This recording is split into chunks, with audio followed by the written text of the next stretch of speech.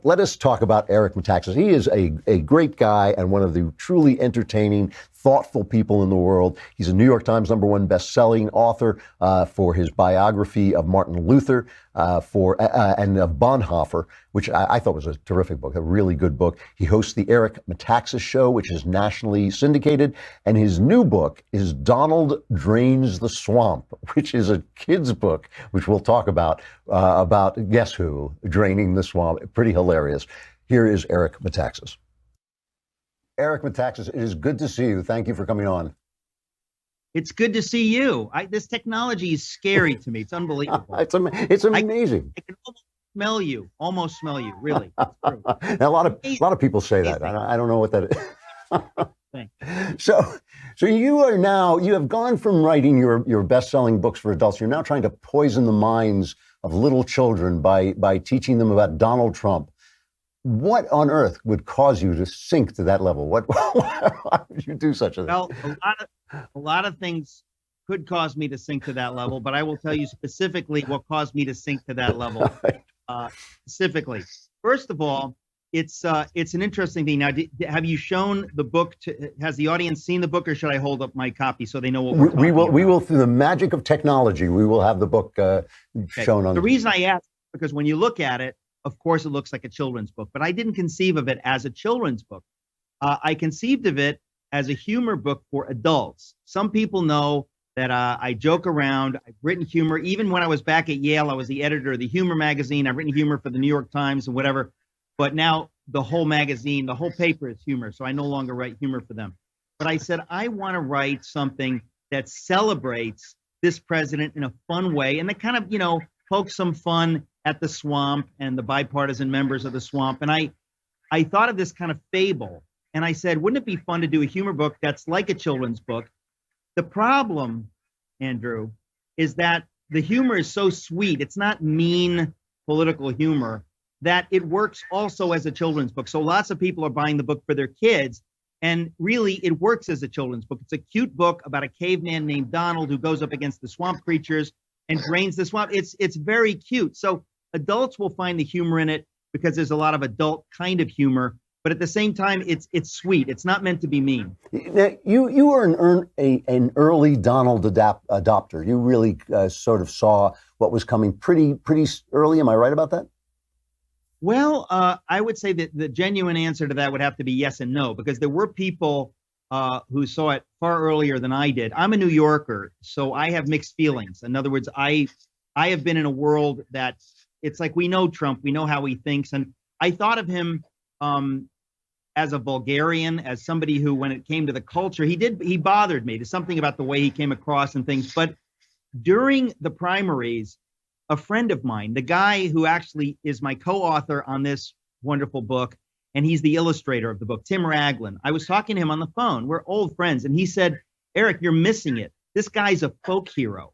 And I said, what do you mean? And he starts saying, have you seen these rallies? Watch him. He's a folk hero. There's nobody like him. So I started watching him, and I thought to myself, you know what? I'm buying what this guy's selling. This guy's hilarious. He's unbelievably funny. He connects with the common man like no one I've ever seen.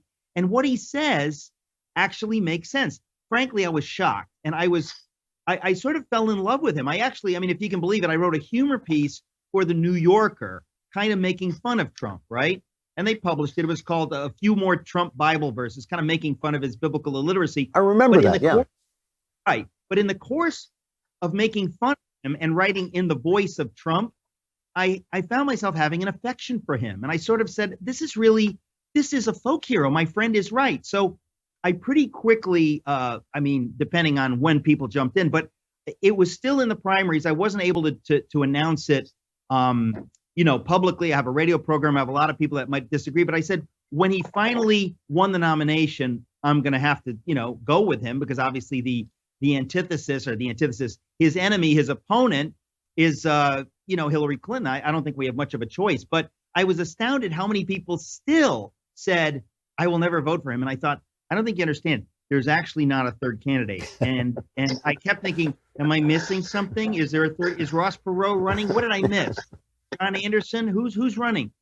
And the fact of the matter is, to this day, there are people who they seem not to like Hillary, but they would never pull the lever for Donald. And I think at the end of the day, those people are wrong. But I try to be friendly about it because there's so much bitterness. And the reason I wrote this book is I frankly thought we need humor. We need to have some fun. You could even give this book to your liberal friends to kind of tweak them in a way that's not nasty, because it's not a nasty book. It's meant to be fun. Yeah, I don't think actually non-nasty political humor is legal anymore. I think that you may find the police at your door. So Well, now, I'll have to deal with. Now you've been a powerful Christian voice, and I'm going to talk about that more in a minute.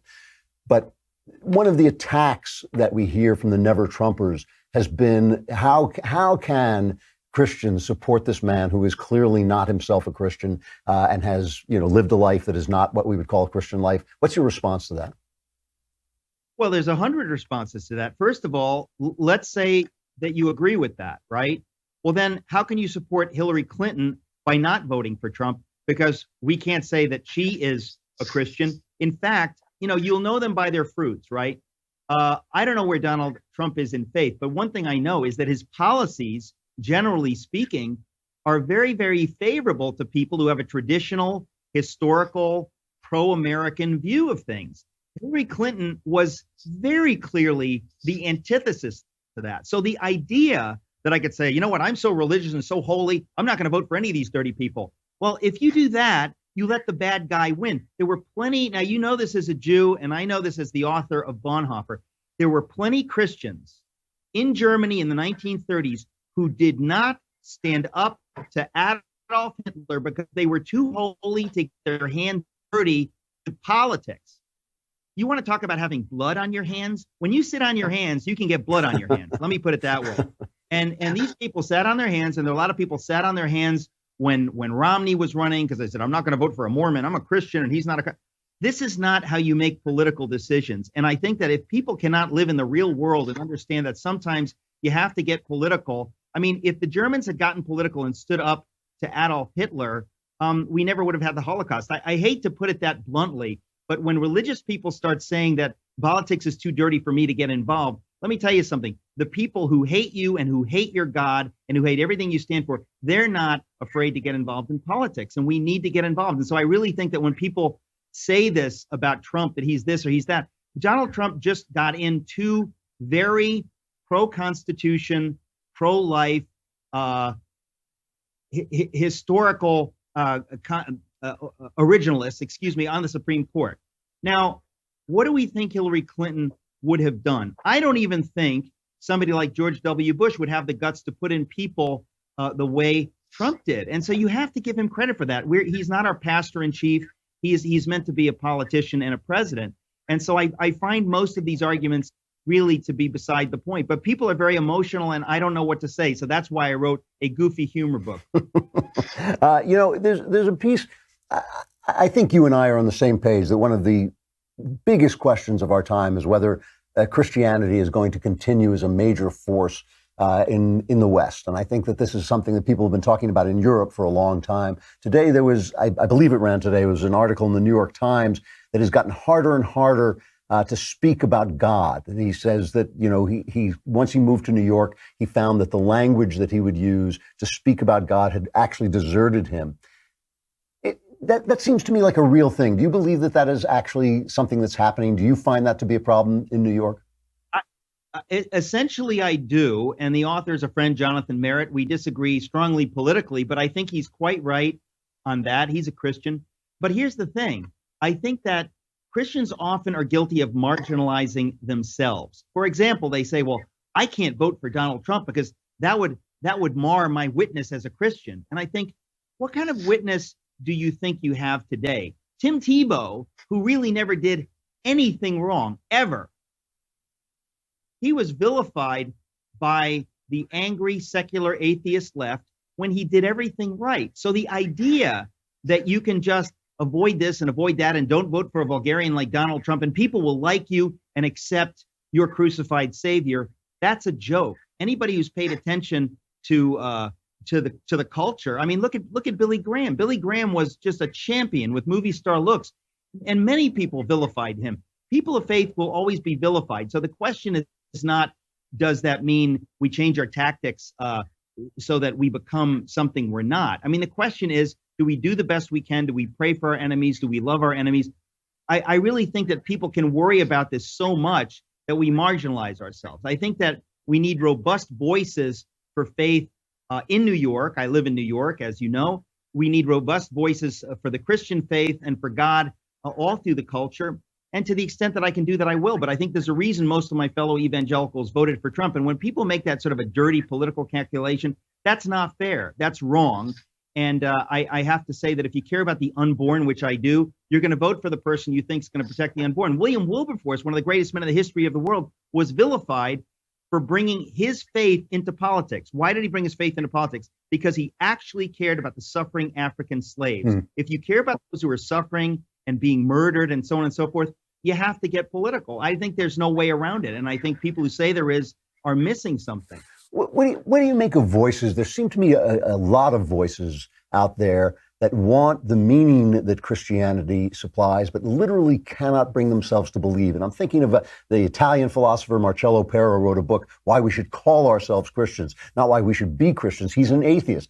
But Jordan Peterson is another one. I love Jordan, but it's almost a sport here. Whenever we see Jordan Peterson, we ask him if he believes in God. It's like shooting in a man's feet to watch him dance because he won't quite answer the question, And he has said, I don't want to be pinned down. I act as if there was a God, which is the exact phrase that Pera uses as well. What do you make of these voices of people who want the meaning but don't want the conviction? Well, I think they can get away with it. What I mean by that is nobody's putting a gun to their head and said, look, you can't have it both ways, pal. Choose now. The reality is you can't have it both ways. In other words, in this culture, you can have it both ways. And you can understand that, it's kind of like saying, I'm going to commit adultery, but I believe it's wrong. If you really, really believed it was wrong, maybe you wouldn't commit adultery. I think that there are plenty of people that, let's put it this way, people like Jordan Peterson and Marcello, is it Pera? Pera, yeah, Pera. Pera. Folks like that, I think, if a gun were put to their head and they said, listen, you need to choose, they might choose and they might choose God. But the point is nothing's forcing them to choose so they can have it both ways. But here's the reality. And you know this, Andrew. Either there is meaning in the world, either there is good and evil, or there's not. If there's good and evil in the world, you need to tell me where you get it from. When somebody says to me, hey, racism's wrong, I go, oh, really? Well, I agree with you, but I know why it's wrong. Why do you say it's wrong? Go. If you take God out of the equation, you tell me why racism is wrong. People will sputter and say, well, but I just know it is. It just is. It's like, no, I know it is, but I know why it is. And the same thing with why was Hitler wrong? Or was he just wrong for him? There are people that they can't be intellectually honest. And in this country, nobody forces you to be intellectually honest. In the West, nobody forces you to be intellectually honest. But if you lived in the Gulag, with Solzhenitsyn, if you were in Kim Jong-un's Korea today, you're going to be forced to figure out what you believe. You want to believe that good and evil stands apart from what the dictator says? Well, at that point, you better be a Christian because you're not going to have that right. So I think people are just being intellectually dishonest because they're allowed to be. That's a great point about the West. That's a great point about the West. You run this thing in New York. What I've been fascinated by, when I'm in New York, I'm usually there for such a short period of time, and I have a lot of family, so I've never gotten to go to it. But you run this thing called Socrates in the City. What is that about, and why did you start that? Well, people can go online. We posted videos. We film everything in HD, so many more people watch it online as a TV program than actually are at the events. But Socrates said the unexamined life is not worth living. And then he blew his brains out in an alley. I remember reading about that. Yeah. No, Socrates said, because I'm Greek, I kind of thought, okay, in New York City, speaking as a Christian, a person of faith, conservative, I thought a lot of people don't think about the deeper things. We don't examine our lives because at cocktail parties, you don't want to talk about the meaning of good and evil or whatever. You stop doing that as an undergraduate. And when you enter the real world, places like New York, you avoid those conversations. I thought that's not healthy. Socrates was right. The unexamined life is not worth living. Let's examine the big questions. So I said, I will interview people who have something to say. And it doesn't always need to be on the big questions, but it always touches on the big questions. The other day, we had Mark Helprin, the brilliant novelist and conservative writer.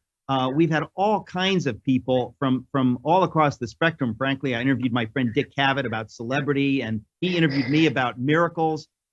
Socrates in the City is just meant to be kind of a long form. It's kind of like the Dick Cavett show, except not on ABC or PBS, but it's something that I feel we need. So if people want to go to SocratesInTheCity.com, you can watch. I interviewed John Lennox, one of the most brilliant minds of our time. He's a professor of mathematics at Oxford, but he's written on science and faith, just brilliant. So there's a lot of wonderful stuff, but we're going to be doing a lot more of them in the future. Eric Metaxas, when we first met, you told me we were living proof that in Christ there is no Jew or Greek. It's always great to see you. Thank you very much. The new book is Donald Drains the Swamp. I'll talk to you again soon, I hope. Thank you so much.